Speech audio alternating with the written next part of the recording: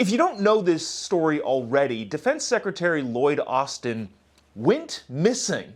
And I mean that literally. If you're the Defense Secretary of the United States, especially in a time of being on the brink of war, you would think that you'd be kind of at the beck and call of your boss, who is the President of the United States of America. That would just make sense to me. But that wasn't the case when Lloyd Austin decided to get elective surgery on something that we don't even know anything about yet. So there's several components to this. First of which is he just kind of did it. Didn't tell anybody, including, well, we'll go through the list of people of the order of prominence, I guess. He didn't tell the President of the United States. Joe Biden did not know that Lloyd Austin would be incapacitated in the hospital for several days. Again, during a time where the American people are on several different war footings in several different places. I understand the argument that someone might make of, well, you know, the Secretary of Defense and the President don't necessarily need to talk to every day. I would have assumed that that's how that works, but again, I guess I don't know the internal workings of the White House, but I don't know, I assume that the President would probably call the SecDef maybe every other day. In a time like now where you've got multiple wars going on all the time, yeah, I would imagine that the President would be talking to the SecDef all the time. But let's just say that they're kind of their intermediaries are the ones that talk. Okay, well the National Defense, not, what is it? What is his, oh, Jake Sullivan, why, I'm blanking on his title. The National Defense Advisor, National Security Advisor, Jake Sullivan, also didn't know that Lloyd Austin would be incapacitated and in the hospital. But it doesn't stop there, because if the Secretary of Defense is incapacitated somewhere in some way, shape, or form, somebody has to fill his or her duties. And that person would be the Deputy Secretary of Defense, and she didn't know either. The Deputy Secretary of Defense was on vacation in an inner tube in the ocean when she found out that you are the Secretary of Defense.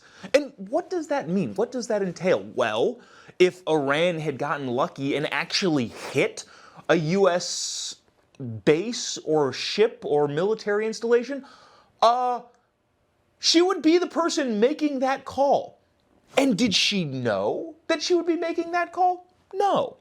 There was a guy in the Washington Post, I forget his name, but he worked in the Defense Department under Rumsfeld, and said the Secretary of Defense and the Deputy Secretary of Defense didn't even ever fly together, knowing that if something happened to one of them, the other would be in charge. Or if something happened to the Secretary of Defense, the Deputy Secretary of Defense would be in charge and therefore have to make the big decisions.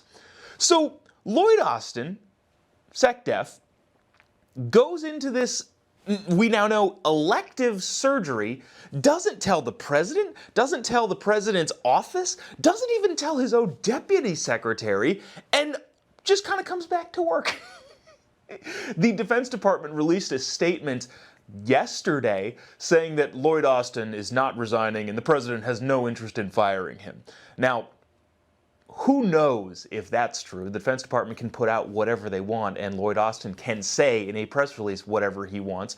If I did something insane and my boss was furious with me, as Politico is reporting that Joe Biden was, I too would also probably put out a press release saying my boss has no interest in firing me at this moment, and I will not resign.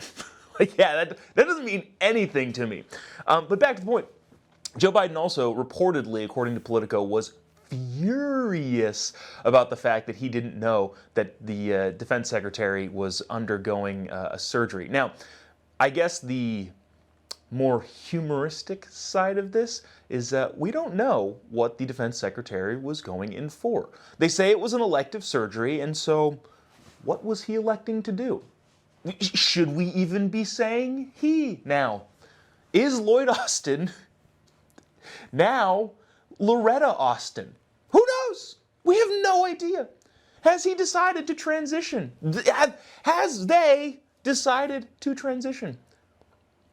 We don't know. Now, in his defense, elective surgery is, well, it can mean a vanity project, as a lot of people, I think, take it as, but it also can mean a surgery that you do need that doesn't need to be, or that can be scheduled. So an elective surgery can be anything that is scheduled. So if you have like a heart problem, but you're not going to die tomorrow, you can schedule it for 2 weeks out. Technically, that would quantify as an elective surgery.